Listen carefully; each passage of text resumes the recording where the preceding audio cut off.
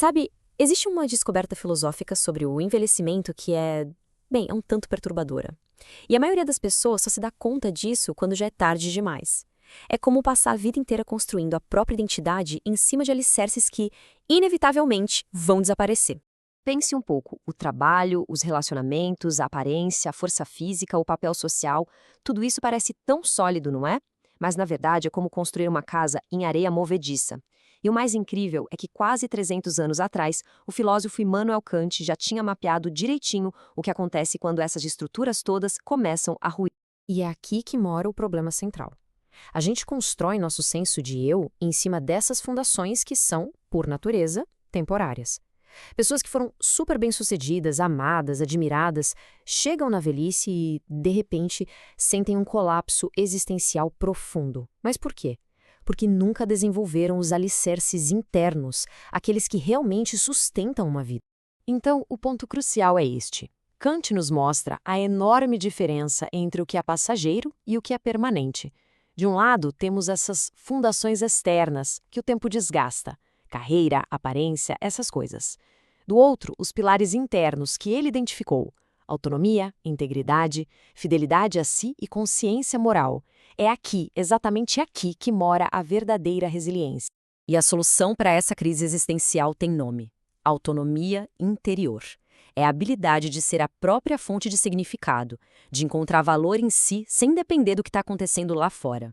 Quando se é jovem, é muito fácil ignorar essa necessidade, mas a velhice dissolve essas ilusões com uma precisão quase cirúrgica. E a boa notícia é que Kant não só diagnosticou o problema, ele nos deu um caminho, uma estrutura bem prática. Então vamos lá. São 4 pilares bem específicos que, quando construídos com consciência, podem transformar o envelhecer, deixar de ser um declínio para se tornar uma verdadeira libertação. Vamos ao primeiro e talvez o mais fundamental de todos. A questão aqui não é ficar só, mas aprender a habitar a própria companhia. E não como um exílio, sabe? Mas como uma forma de liberdade. É sobre transformar a solidão em solitude. E aqui a gente vê a distinção crucial. De um lado, a solidão. Aquele vazio, uma miséria que a gente tenta anestesiar com qualquer distração. A solitude, por outro lado, é um espaço sagrado, um espaço que se cultiva de propósito. É onde dá para refletir, se desenvolver, sem precisar da validação de ninguém. E quando se encontra a paz na própria presença, os relacionamentos se transformam. Deixam de ser uma muleta e viram uma escolha livre. O segundo pilar pode parecer meio contraintuitivo. A ideia é que criar uma estrutura externa no dia a dia não é uma prisão.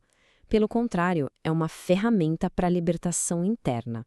A forma como o nosso ambiente e a nossa rotina estão organizadas reflete e também molda o nosso estado de consciência. E essa frase ilustra o paradoxo de forma brilhante. Quando o caos domina o dia, a mente fica aprisionada, só lidando com a desordem. Aí não sobra energia mental para o que realmente importa. Uma rotina básica, um ambiente organizado, isso liberta a mente para a contemplação e para o desenvolvimento moral. Tá, mas como colocar isso em prática? O começo é com passos bem concretos. Cada objeto desnecessário que a gente guarda carrega um peso psicológico, é energia que está sendo roubada do presente. Ao organizar o espaço e criar rituais simples, como ter um horário consistente para acordar, não se está apenas limpando a casa, se está criando a fundação para a liberdade interior. Chegamos agora aos 2 pilares finais, que são tão interligados que formam o ápice da liberdade interior, a verdadeira autonomia. Eles talvez sejam os mais difíceis de construir, mas com certeza são os mais libertadores. Bom, este é o teste definitivo da autonomia. Agir de acordo com os próprios princípios internos, mesmo quando o mundo inteiro discorda. A dependência da opinião alheia é uma forma muito sutil de escravidão. Desenvolver este pilar significa criar uma bússola interna tão forte que as opiniões externas simplesmente não desviam mais o curso. E esse pilar exige prática deliberada, começando com pequenos atos de rebelião, digamos assim. Cada vez que uma pessoa age segundo o seu próprio julgamento, mesmo com a desaprovação dos outros, esse músculo da autonomia se fortalece. É a descoberta de que o respeito mais profundo não vem de fora, mas daquela aceitação silenciosa de si.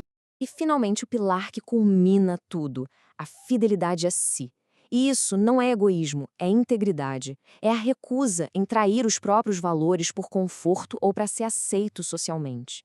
Isso se manifesta em gestos pequenos, como a mulher que passa batom toda manhã, mesmo sozinha, como um ato diário de afirmação. Eu importo. A minha experiência tem valor. No final das contas, a filosofia nos confronta com uma escolha essencial. O envelhecimento não é o fim. Ele é o teste definitivo do quão profundamente a autonomia interior foi construída. E, basicamente, existem dois caminhos possíveis.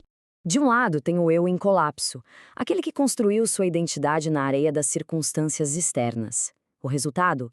Amargura, ressentimento, a sensação de ser uma vítima. Do outro lado, o eu autônomo, construído na rocha dos pilares internos. Essa pessoa encontra dignidade, contemplação e descobre uma liberdade que era impossível quando a identidade estava amarrada ao mundo lá fora. Uma metáfora poderosa para isso é a de uma árvore. A maioria das pessoas desenvolve raízes bem superficiais. Na primavera da vida, com água abundante na superfície, energia, relacionamentos fáceis, a árvore floresce que é uma beleza. Mas quando o inverno existencial chega e as águas da superfície secam, a árvore murcha. Os 4 pilares filosóficos são como raízes profundas, que buscam as fontes interiores de significado, aquelas que nunca secam. A velhice é como uma tempestade inevitável que testa cada centímetro da nossa fundação. Ela revela, sem dó nem piedade, o que é sólido e o que era só ilusão. A questão, então, não é se a tempestade virá, mas sobre que tipo de fundação a vida de cada um de nós está sendo construída agora mesmo.